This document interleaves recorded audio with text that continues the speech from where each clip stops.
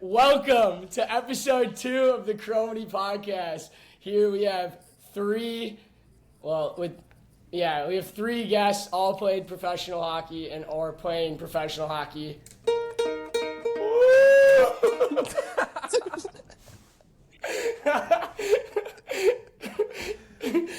What the fuck was that, Gomer? Dude, I was hearing that string playing the whole time, and I was like, where is that? It's my introduction ukulele to episode 2, whatever. So we have 3 professional hockey players here. We all played college hockey together for 4 years. Maynard got a 5th year in. I'm gonna let each of them introduce themselves and talk about where they played. So we'll start with Maynard. Yeah, going back to that 5th year, I still text Nowak asking if there's a 6th year in there. So I'm gonna see if I can maybe get one more rip at it.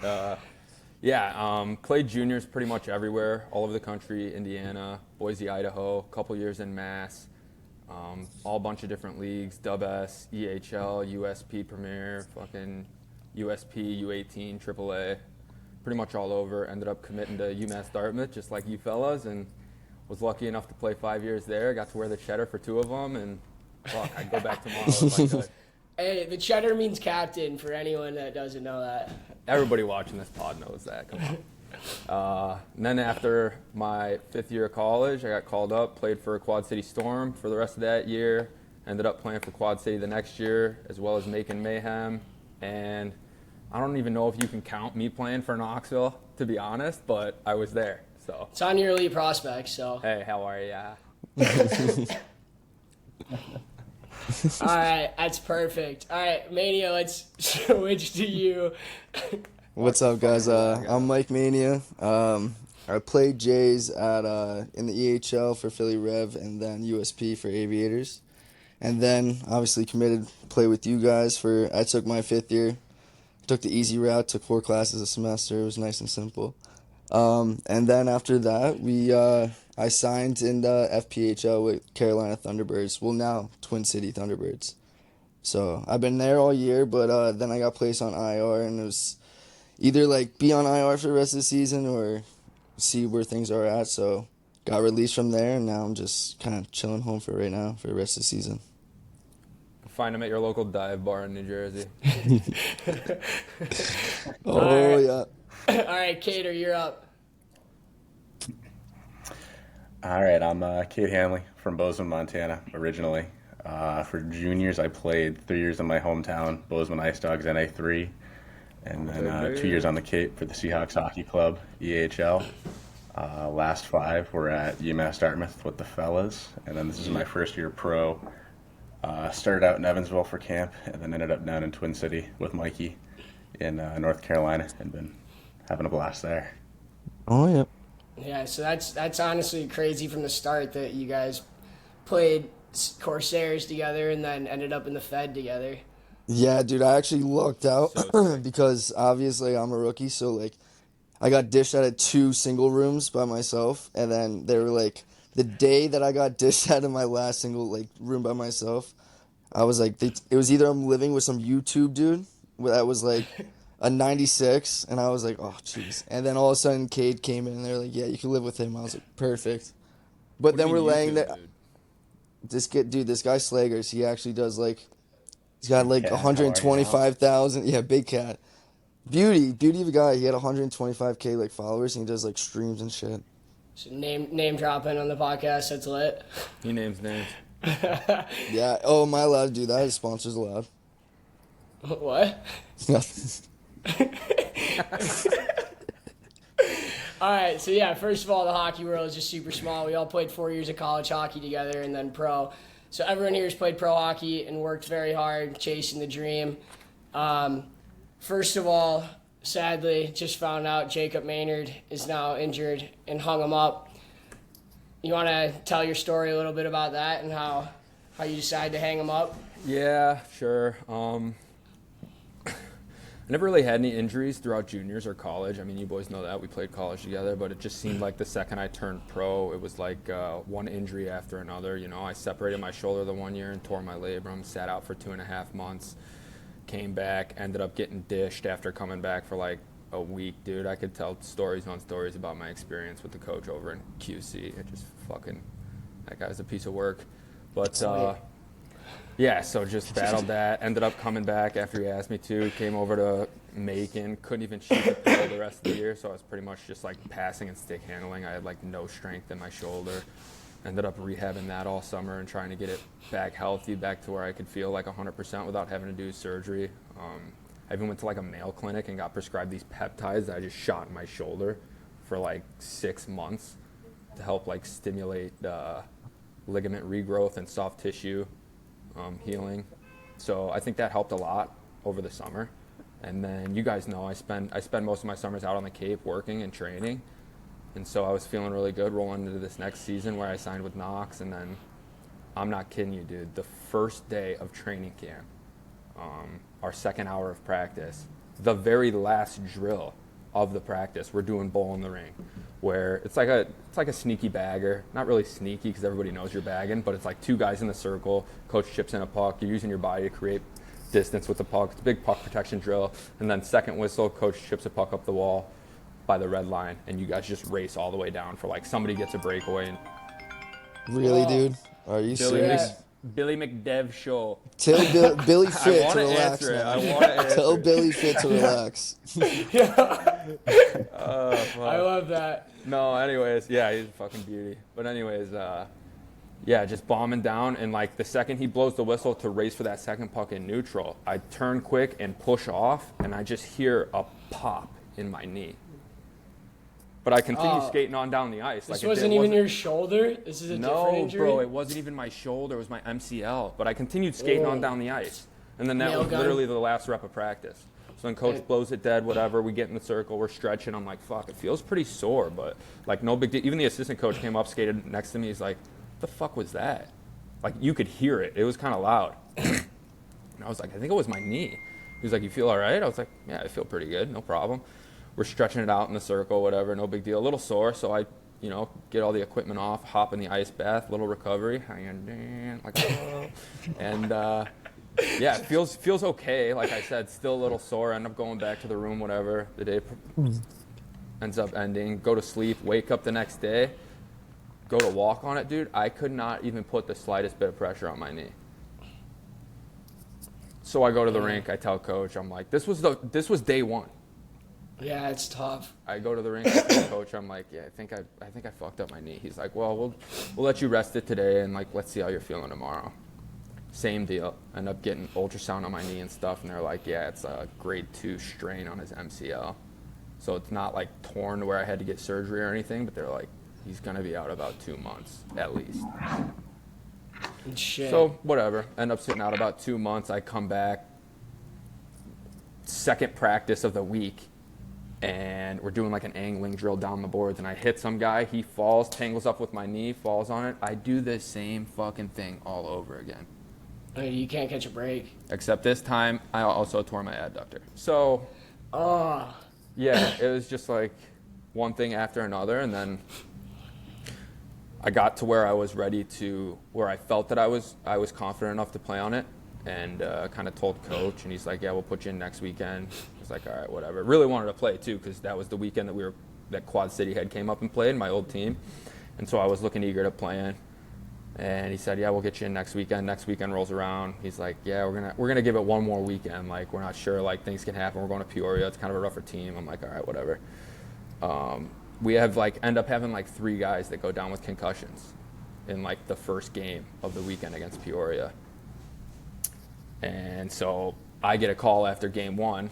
I'm out at the bar with the other IRs getting after it like a beauty. And he gives me a call. He's like, hey, man, here's the situation.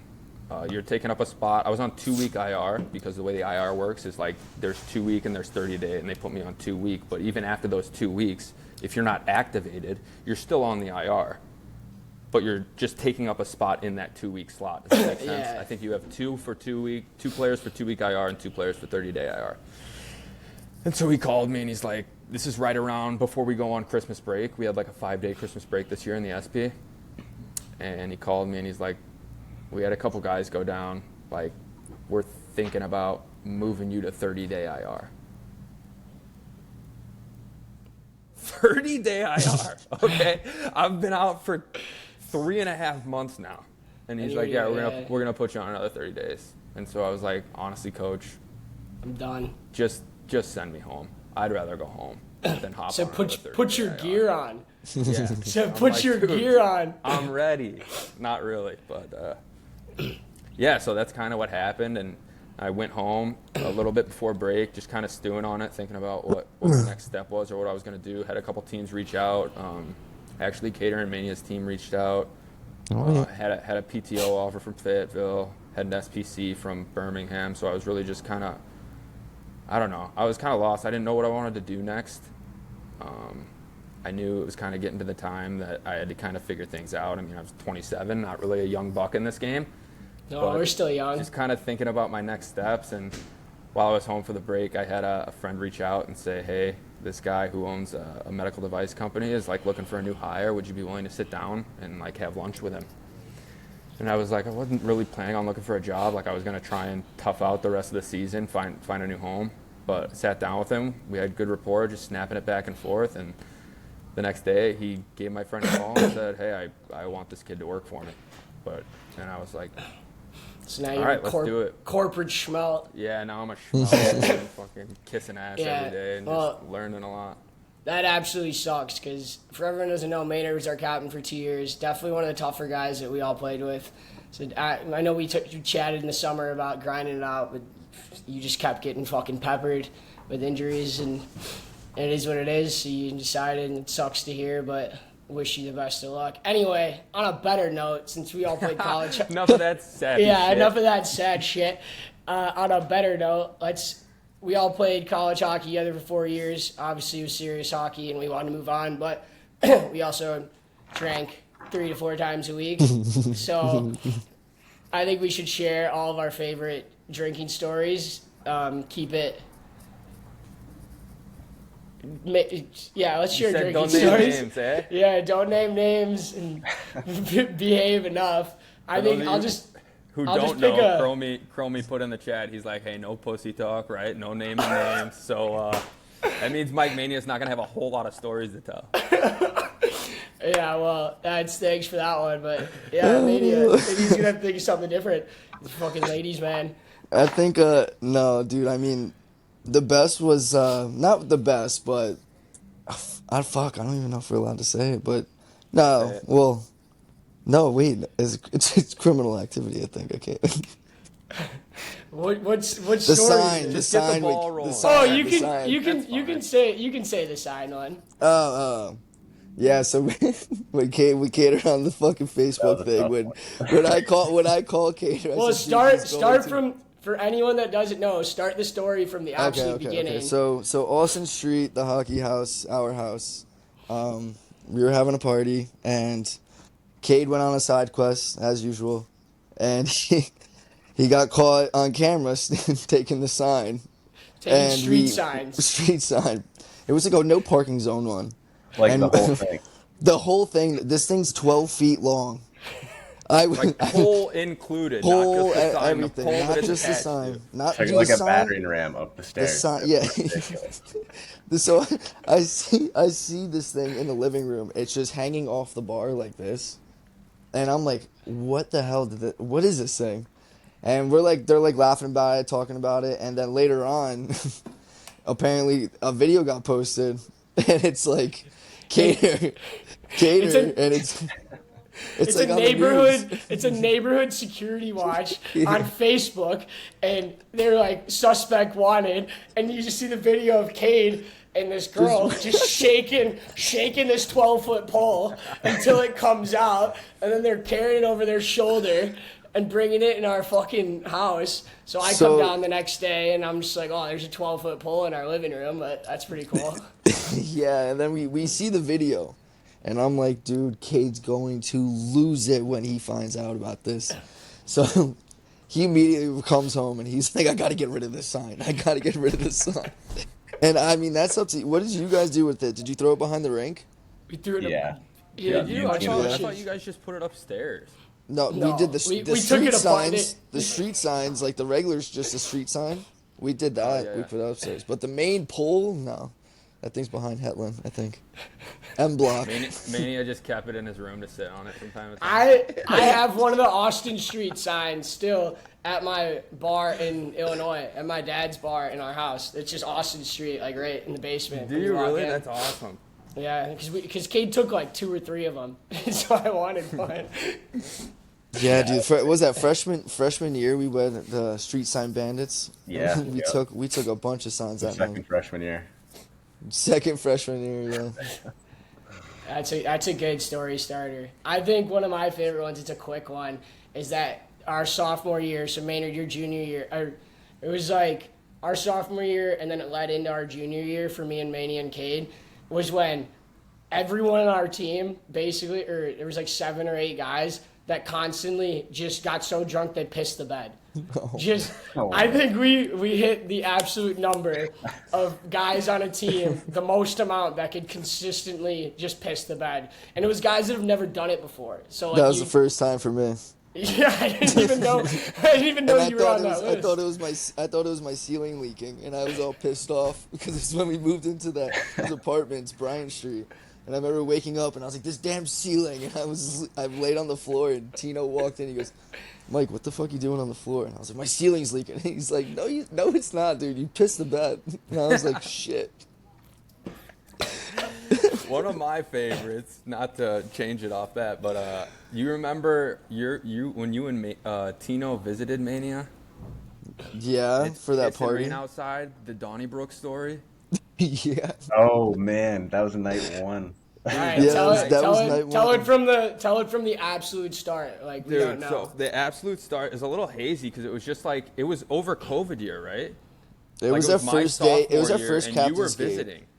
No, we were visiting because we didn't have a season. So we were visiting because we had captain skates. Yeah, So they me were and right Tino there. drove up. Yeah. That's Yeah, right. we weren't so even there. me and Dan and all the other older boys were at Slocum at the time, right? Yeah. And we were just getting after it. It was a long day, and there's a little bit of backstory to this. We had a teammate, not to name names.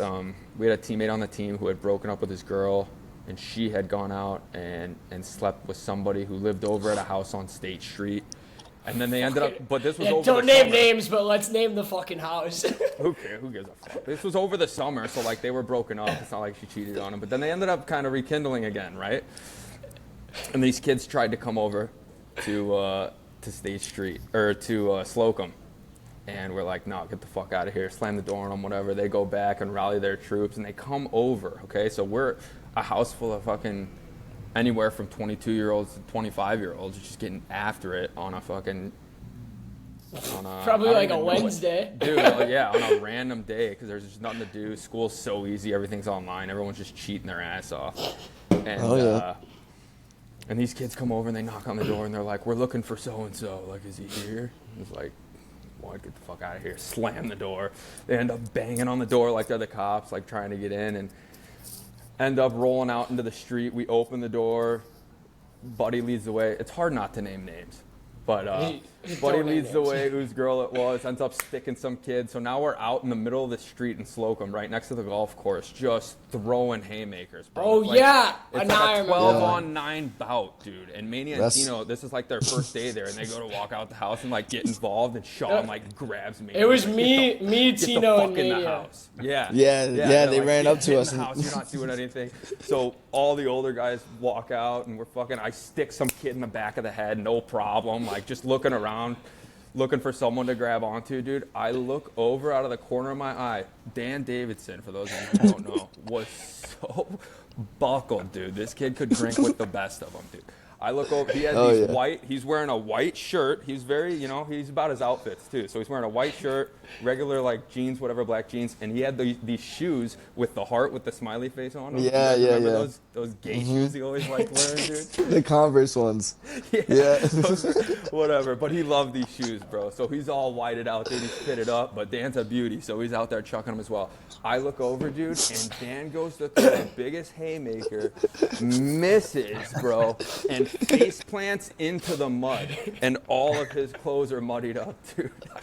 I could not stop laughing, bro. That was more or less the end of the story. I just remember Dan swinging for the fences and face planting and like sliding in the mud with his designer shoes on and his white shirt. And cop sirens start going. I mean, we're in the middle of like a public road, so then the cops end up getting called. It's pissing raining. Me, Mania, and Tino went fucking ran. Yeah, we ran out there, and was it Steve or Sean ran up to us, and they were like, "We know you want to do this, but this isn't your fight." And we were like, "Yeah, they're like, you're a freshman, get out of here." Yeah, it could have been either one, honestly. And then Gary comes walking in because he had a white shirt on, and I was like, "Dude, there's blood all over your shirt." He's like, "Not my blood." I was like, "Oh my god."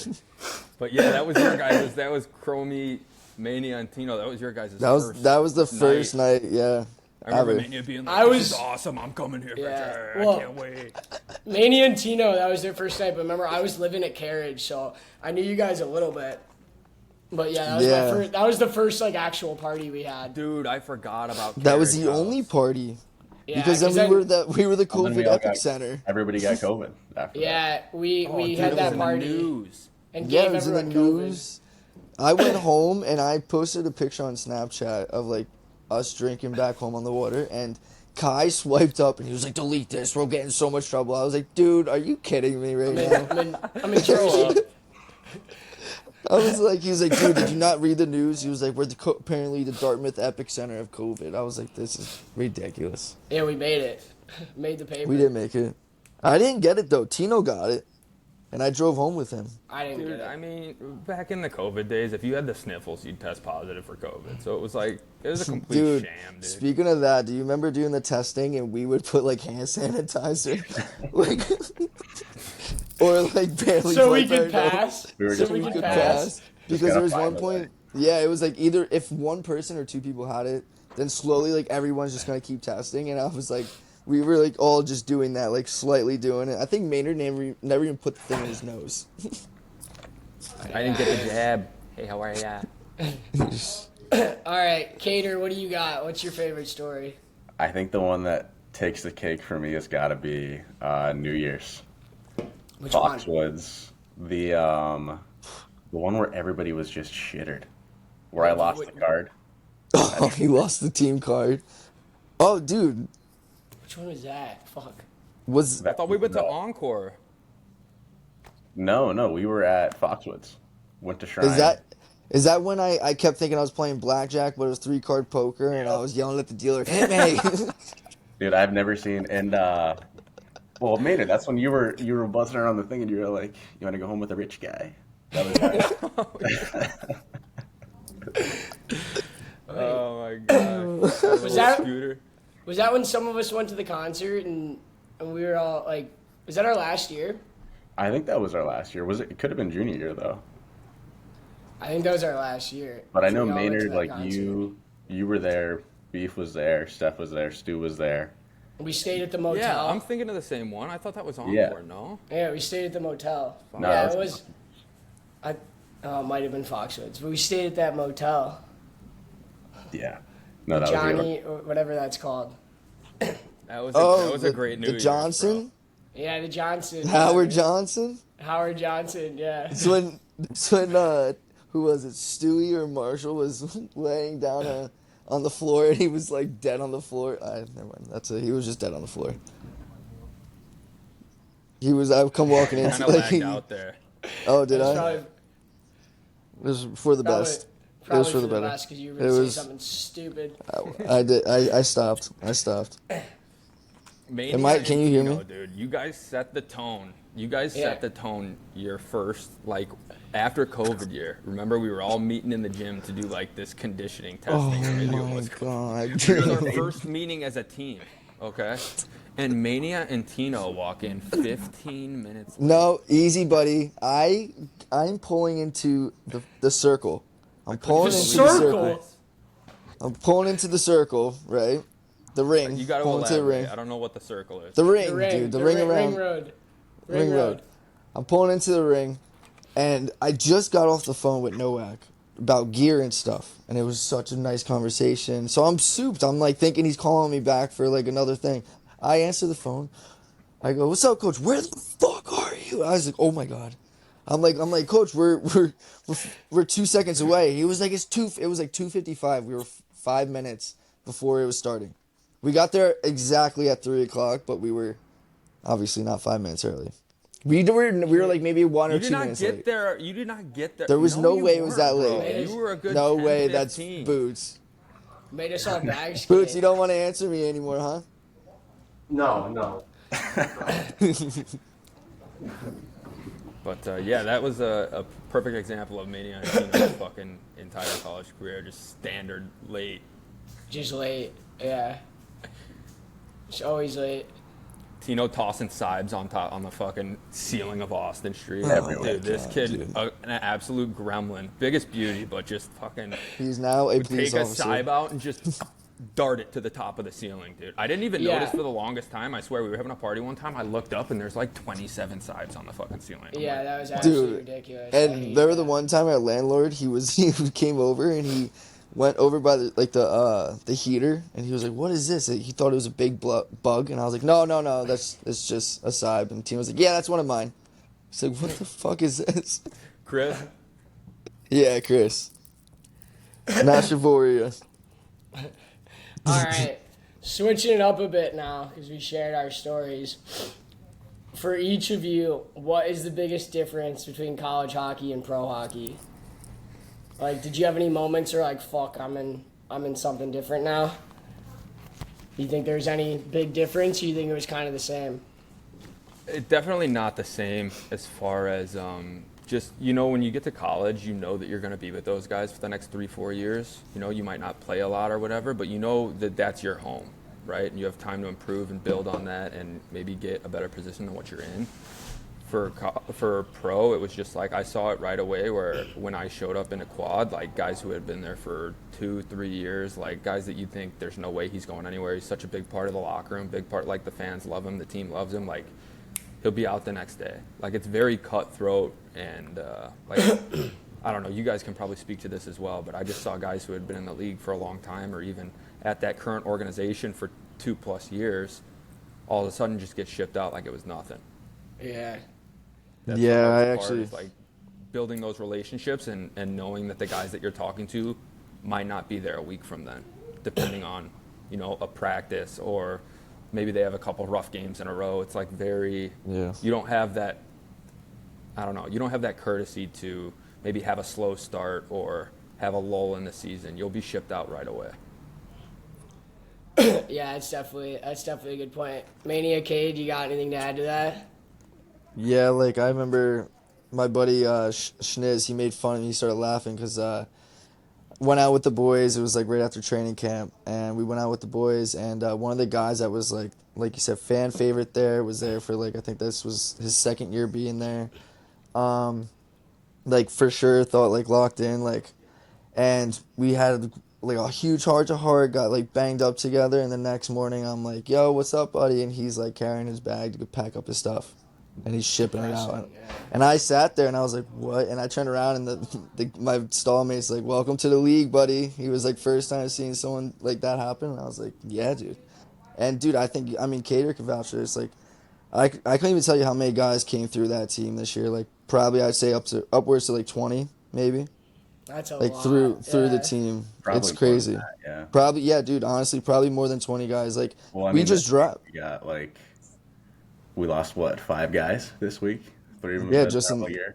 And then we got 3 from Athens because deadline's on Monday, so people are making moves. Yeah, Like- deadline. Yeah, the deadline already happened for us, so we're all locked in. But yeah, deadline time is where everything gets shaken up a bit.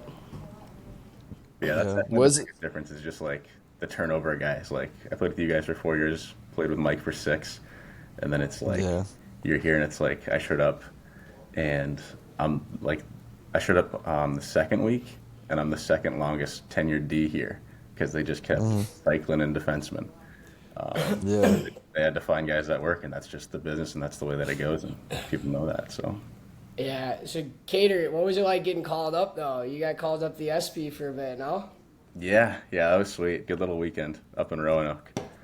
But it was good. They had 2D up in the coast, 2D get hurt, And the way that happened was their assistant coach played at Morrisville, and we have a kid from Morrisville who's Canadian here, and he's a defenseman. He's hurt, and called him, and he was like, "Yeah, I can't come because I'm hurt and I'm Canadian. I have to go tag up to get a visa." And so he's like, "But I got this kid, Cade. He can come up for the weekend if you need him to fill in, and Hey, how are if he ya? can stick around. How you doing?" And so got the call, went up, and good experience, and hopefully be back someday. But good little cup of Joe for the Yeah. last year. Good cup of Joe in the SB. Heyo. Yeah. You know, that's great. You guys have any good you have any good pro stories? It could be funny, whatever, like what any I don't know, something that just sticks with you and you remember, or if things get tough and you just think about back to that time or whatever. I remember the coach in Quad City just fucking picking on me. Just completely You got bullied? bitch. Oh my god, dude. Like you read about. Like this guy was ruthless on me, man. It was tough there in Quad Cities for a bit under the new coach because it wasn't the same coach that was there when I got pulled up from college. So after that year I got protected, and then going out throughout the summer I hear that Buddy gets canned and we hired a new coach. And that guy was something else. You guys weren't there, but my freshman year, he was the coach of Worcester. Okay. And I knew I was going to be in for one because one day we went to the Worcester Ice Center and we ended up handling them. And after that, dude, we're all getting undressed, whatever. We're trying to get on the bus, get back to school so we can have a couple stews at the hockey house and have a good Saturday night. And as we're coming out of the locker room, dude, he's got these boys in full equipment with their tennis shoes on, running bleachers, bro.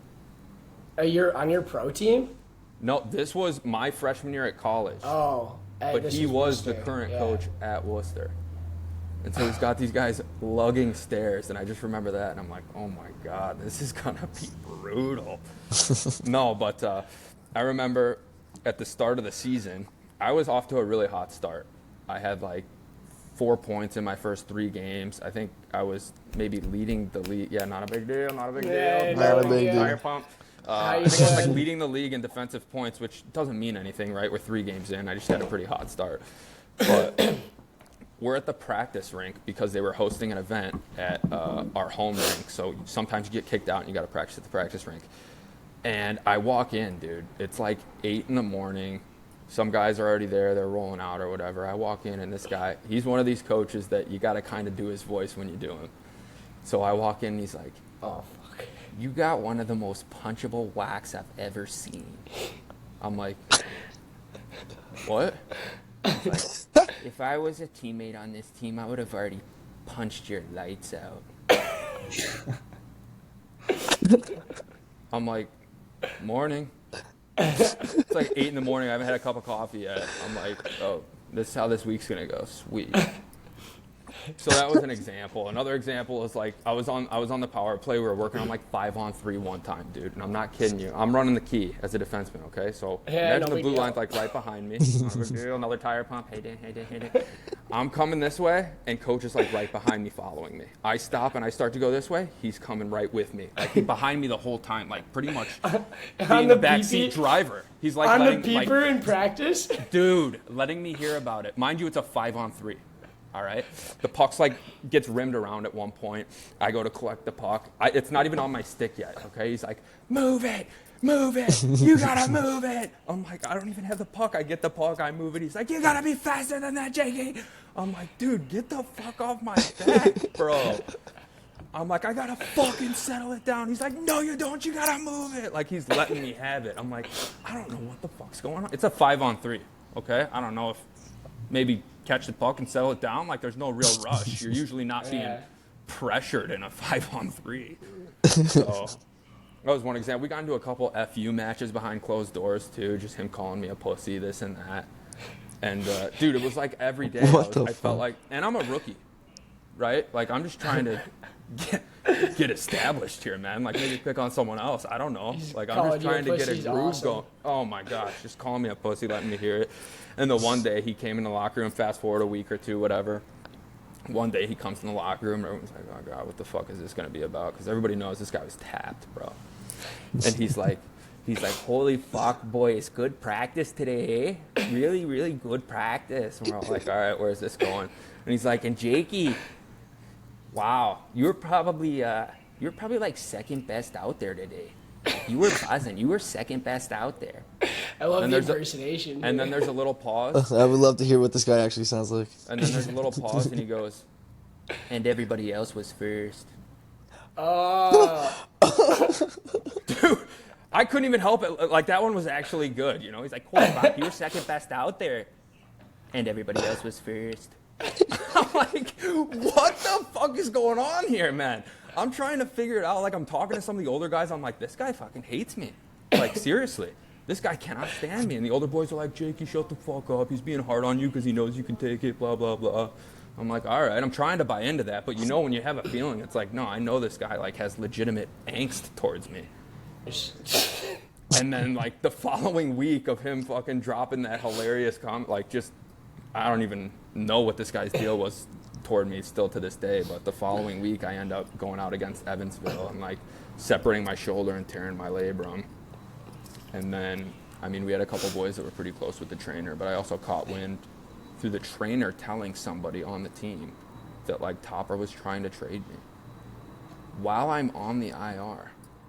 Dude, really? He was First of trying all, to fuck why you like the that? Dude, I was telling the guys, I'm like, I knew this guy fucking hated me. But yeah, That's he's like so trying to shitty. trade me while I'm on the IR, bro. Do you guys have you Like, guys what? do you drink much on your team, or is everyone's team pretty serious? Our team? I mean, yeah, I guess like everyone, like on the. The boys get out. That they like, you know, there's some guys that, you know, they don't go out, and then there's some guys that are your usual. You're going out every chance you get. Oh, for sure, yeah. Like, I got a FaceTime from a couple of the boys with Unc last night, walking around the casino. I was at the casino, and I got up some money, and I was like, Unc called me with Schnapp and them, and I was like, oh, what's up, boys? So they had a night, but no, for the most part, it's not like college though. Nothing like college. No, it's not. I mean, I'm so much more well behaved. Yeah. It's just sometimes there's no one to go out with. Like, there's kids on my team with fucking wife and kids. I'm over here just like, oh, we have a free Friday. What are we doing? Fucking watching my kid. Oh, that sucks. So it's definitely a little different, but it's definitely good because how nuts we all were in college to maybe tone it down a bit. But Yeah, I remember calling Maynard and oh, sorry, Cade, are you going? That's the biggest difference here too. Is like you got guys. I mean, we had like two 20-year-olds that could still be playing juniors this year, and then we got our captain Bootsy. He's like 33, and we got the Married. checks. Yeah, married. Got the checks that are married, and they have their like skills business and stuff. And so it's like guys got other things that they got to worry about then going out on a Friday, Saturday. and getting fucking hammered with the boys. Yeah. Yeah. I will say the beer in the UK is so much better than the beer in America. Is it really? Yeah, like what is it? Like what about it? I'll do the biggest example would be Guinness. Like I've never been a Guinness drinker in America, but like I love it out here. It's just like 10 times better.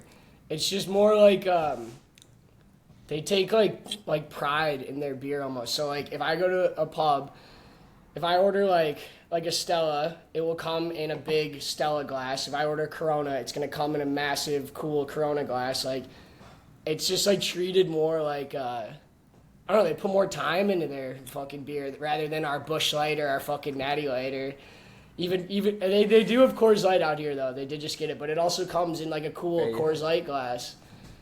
But, A glass, not a can, huh?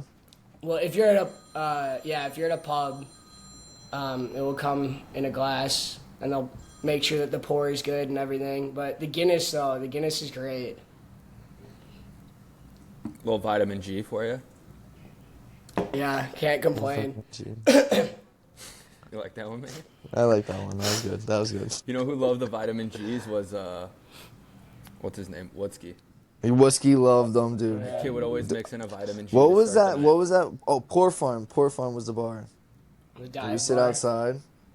Someone What on the a fan. team Someone on the team just asked me today what a dive bar was. They didn't know what it was out here, and I didn't No really know how to way. explain Hey, nothing it. I didn't beats an really know Al's how- Cafe.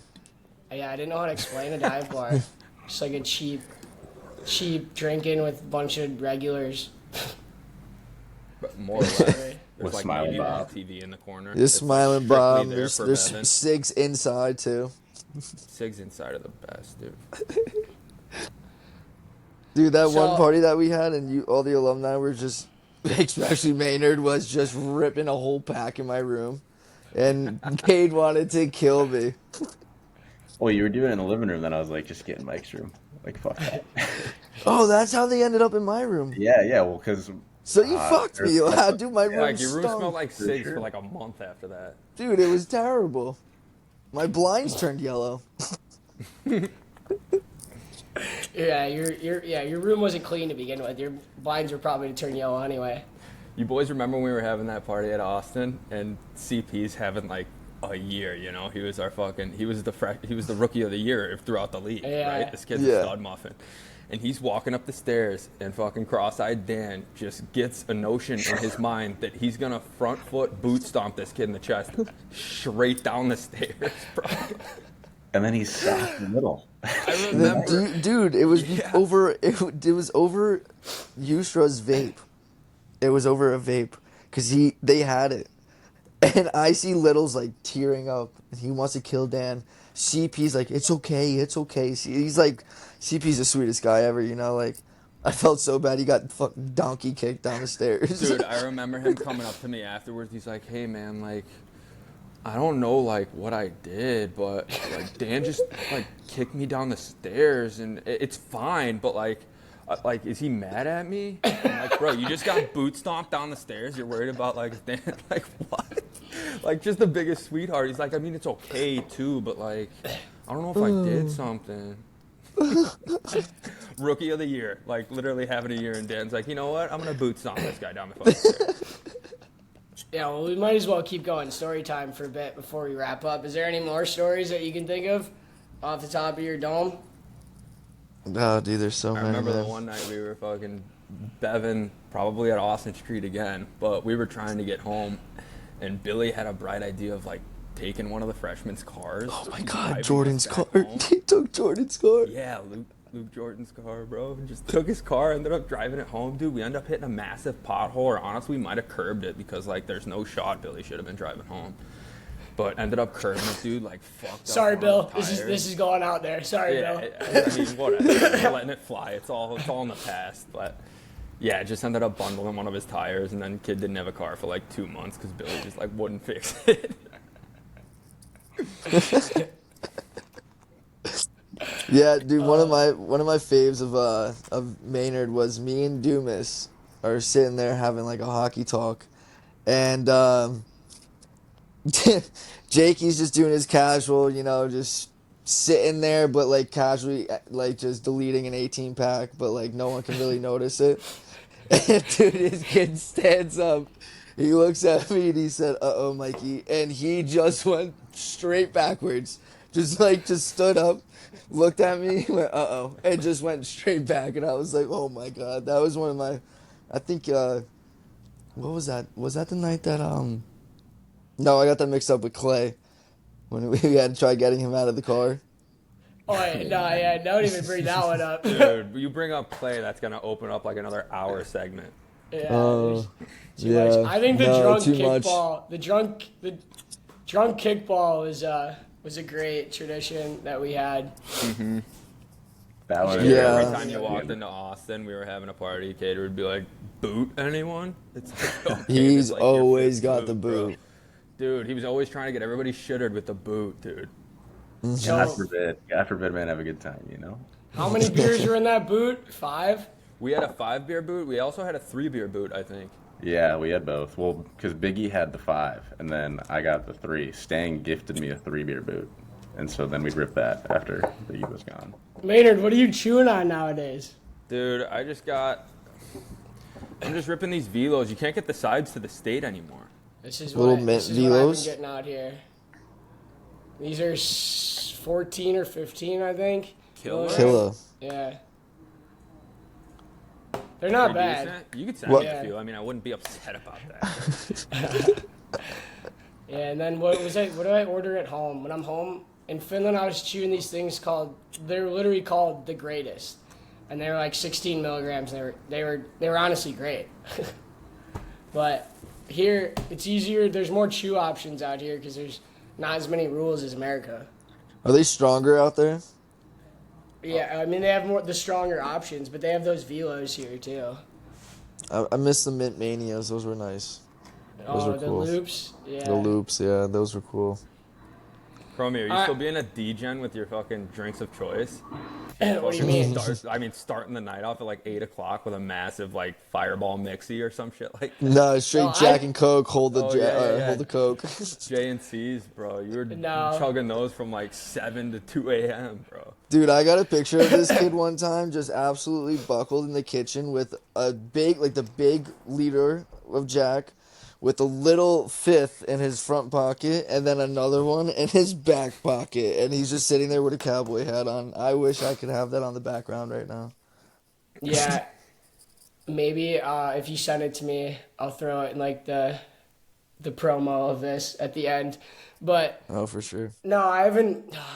I've chilled out a bit because I've been drinking mainly just beer, and then the shots haven't come out because you don't want to fuck up out here and like do something stupid. Like, cause let's say I get to like at school it didn't matter, like nobody cared, but like if I get let's say I get drunk and I get in a fight, I could get deported. Like there's more things to look at now, so I'm not always ripping. I'm really not drinking too much liquor unless like it's a go night, but we haven't had too many of those. It's mainly just beers and go dance. Go dancing? Is that kind of the scene out there? Just a lot of bars? How are the girls out there? There are a lot of... There it is, Mania. Yeah, Mania had to bring up the What do you girls. mean, dude? You gotta ask that question. You got. I'm just saying, dude. If anybody just was going saying. to, I knew it would be you. So how are they? They're good. Which one was It's, better, there or Finland?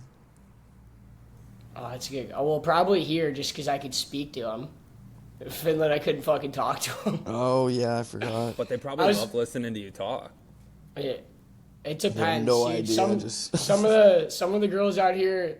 I remember I tried to go talk to these two girls out here, like one of my first 2 weekends, and she goes, "Oh, you're American?" I go, "Yeah." She's like, "You're lying." She's like, "Your accent's fake." I was like, "No, like, how do you want me to fucking prove this to you?" I pull out my ID. She's like, "Oh, you are American." She's like, "I hate Trump," and she starts giving me the whole politics spiel, and I was like, "Listen, I'm in another country right now. Like, don't bring this up." Romy's like, "Listen, I voted for Kamala." All right. But I started the conversation because they roll their own cigarettes out here. So like That's this kind of girl- nails. It was nails. Yeah, she was sitting at the pub and she pulled out a bag of tobacco and started rolling her own cigarette, and I was like, "That's fucking cool. I'm gonna go say, you know what, I think you're really cool." Did you smoke one with her? No, I got pissed off because she was saying dumb shit and I left. Wow. But no, it's honestly been great out here. The scenes they're pretty outgoing. Like everyone loves to dance out here. Like even like full adults, everyone isn't worried about what people are thinking. They just go on the dance floor and have fun, even if they can't dance. So it's a pretty lively scene out here. Yeah, you must Romy, love I'd love that. to hear about your transition from college to then going over to Finland and now Germany, correct? No, I'm in the UK right now. Yeah, that's right. Yeah. Same but different. Yeah. It was an absolute battle after school because I didn't have points. So I was reaching out to everyone. I probably reached out to like 20 some teams before I went to Finland, and everyone just kept telling me I wasn't good enough, didn't have the points. Had agents telling me to quit, had no value, and then I got a call from one of them. It was like, "Oh, we found you a team in Finland. Like they're gonna send you a contract." And this was like August 7th. Like they were already in their training camp. I was going in mid-training camp. And then Finland was a battle in third, fourth line. skating twice a day, running 5Ks in between that. It was ridiculous for 6 months. And then it was a battle. And then I think this coach here knew one of my dad's hockey friends who helped me get to UMass Dartmouth and helped me in Canadian juniors. He texted me in like February, and he's like, "Hey, I have a contract for you next year in the UK." And I was they speak English, like I'm in. And so, it was, and honestly, just I knew right away this was a good fit, so I didn't even hesitate signing the contract. And then came over in August, and the fans out here are unbelievable. The support we have, so it's been a really great year after me, years of grinding at the bottom. So it's nice to be up. Absolutely. How about the transition from like the college game, like the D3 States game, into that like overseas type game? It's definitely less hitting. So, because you have the bigger ice sheets. So, like our rink at UMass was tiny. So you're getting hit every play. In Finland, all the rinks were absolutely massive. So if they caught you, they were hitting you, but it was hard to catch guys because you had so much ice. In the UK, it's like most of the ice are pretty big, like Finland, but none of the ice slots are as small as UMass Dartmouth or some of the American sheets. So they're still hitting. I think that might be the smallest ice surface in the For country. sure. Oh, for sure. Yeah. So no, it's been good. It's been crazy. We're fighting for that playoff trophy now, so I'm excited. Excited to see what happens. I'm definitely not done yet. I'll be playing next year. I haven't figured out what. I'm kind of still just focused on this year. There you go. What? Next year will work itself out. You doing any of? You still doing your stand-up thing out there? Yeah, with hockey, it's hard to find time because I don't have a car, so I got to take the train down to Liverpool, which is like a 30-minute train ride. So I've only done like 1 or 2 mics, but the one I went to in Liverpool was great. And I can be like way more out of pocket with my jokes out here. They're definitely less sensitive. So like my jokes are not like I made a school shooter joke to start when I was in Liverpool, and everyone loved it. So it's definitely people have been asking me. I definitely got to do more before I go home for sure. The team was kind of plugging you big time when you got out there. They're like, "Yo, this kid does stand up, right?" Yeah, no, that's what I mean, dude. The support with the team and the fans is like absolutely crazy out here. And like they got that song for you where they're all like, I forget what song. Yeah, dude, that's sick. Dude, yeah, it was. Yeah. I'll have to send you the video. It's please do. It's honestly the coolest thing that they started. And they first started it, I didn't even know they were saying my name, and then that video is from our cup final. So I think we had a sold out crowd, so it was loud as hell, and I had chills for like 3 shifts after. It was like the craziest thing I've ever experienced. So I mean, the support's just unreal. But yeah, that song, it's pretty cool. Yeah, that's sick. There's no other way to describe it. It's just cool, and it's grateful to have a song, I guess. No, that's sick.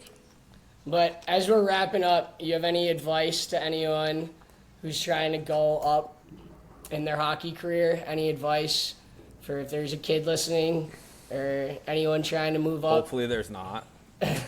Yeah, hopefully they just skip to this part of it and just listen to the advice part and just not the rest. But I mean, like, I feel like as a kid, like, when you're getting older, like, just take the advantage of like any chance you get to keep training. Like, if your heart's in it, like, you gotta just keep going, like Cromedy, like, look at Cromedy, like you said, like, you were battling for position in college and like didn't put up many points, found a pro spot, and now what are you, fucking 2 points per game now? Now he's got his own fucking song.